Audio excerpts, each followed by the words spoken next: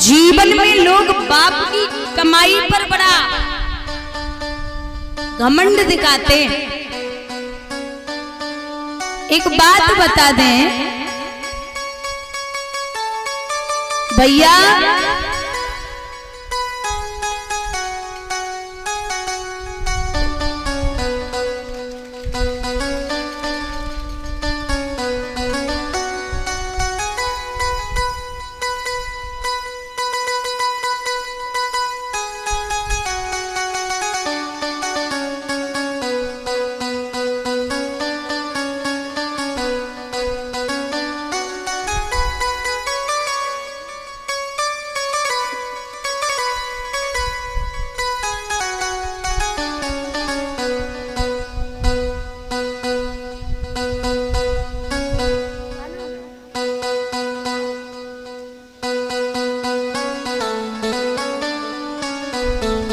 और ये भैया परम श्रद्धेय बड़े भ्राता जी रिंकू भैया जी सांजापुर से आए हुए, जसवंत नगर सांजापुर से रिंकू भैया और विनय यादव और अलकेश यादव जो माल्यार्पण कर रहे हैं, बड़ी दूर से आकर के सम्मानित किया। प्रवंशी वाले से कामना करती हूँ गोविंद सुख और संपत्ति प्रदान हो, भगवान माला माल बनाए रखे, किसी भी बात की कमी न हो, धन के भंडार गोविंद भरते रहें और इनका सम्मान कहीं भी किसी भी जगह कम न हो, यही ठाकुर जी से अभिलाषा और आकांक्षा है। बोलिए गोविंद भगवान की।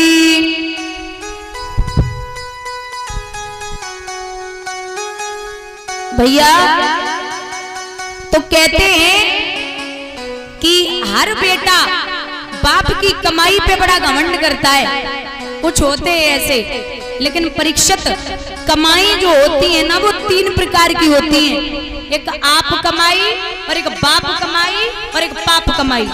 सबसे अच्छी कौन सी होती है? आप कमाई सबसे अच्छी होती है। आप कमाई, कहावत है बाप की कमाई और बम्बा की भराई बराबर है। अगर बच्चा अकेला है, बच्चा अगर अकेला है और बाप से अगर कह दे कि मुझे 5,000 रुपए की ब्रांडेड जीन्स चाहिए, तो बाप कुछ भी करेगा, लाएगा। और जब खुद कमाओगे और खुद पैसे आएंगे महीने पे 2-4 हजार, बच्चों को अगर पढ़ाने भी लगो तो 2-4-5 हजार रुपए अगर आने लगे तो वो 1500 को ही कपड़ा अच्छो लगेगा।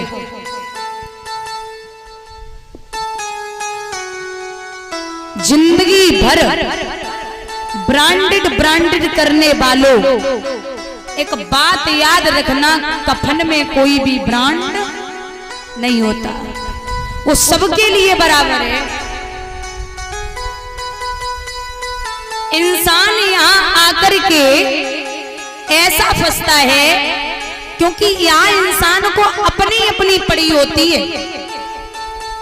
अच्छा, यहाँ इतने लोग बैठे हैं, कभी जैसे घर में लड़ाई हो जाए तो दिमाग में ऐसा जरूर आता होगा कि अब घर परिवार छोड़ दो, अब बाहर को चल फिर के देखो या महात्मा हो जाओ। लेकिन पत्नी का, पुत्रों का और नातियों का मुंह देख के फिर घर से निकलने का मन नहीं होता। इसे कहते हैं मोह। एक जेलर ने जेल की 2 घंटे के लिए खिड़की खोली और जवाब दिया जितने कैदी इस खिड़की से 2 घंटे में बाहर निकल जाएंगे वो हमेशा के लिए रिहा हो जाएंगे।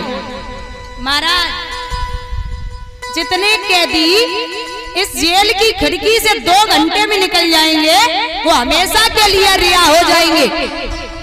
खिड़की खोली गई, पहला निकला, दूसरे ने खींच लिया, दूसरा निकला, तीसरे ने खींच लिया, बोले तू कहां जा रहा, हमें जाने दे, तू कहां जा रहा, हमें जाने दे। तीसरा निकला, चौथे ने खींच लिया। परीक्षित 2 घंटा हो गए, जेल से एक कैदी बाहर ना निकलो, खिड़की बंद हुई, आवाज लगाई है कोई बाहर गया या नहीं। अंदर से आवाज पहुंची कि महाराज कोई नहीं निकल पाया। क्यों?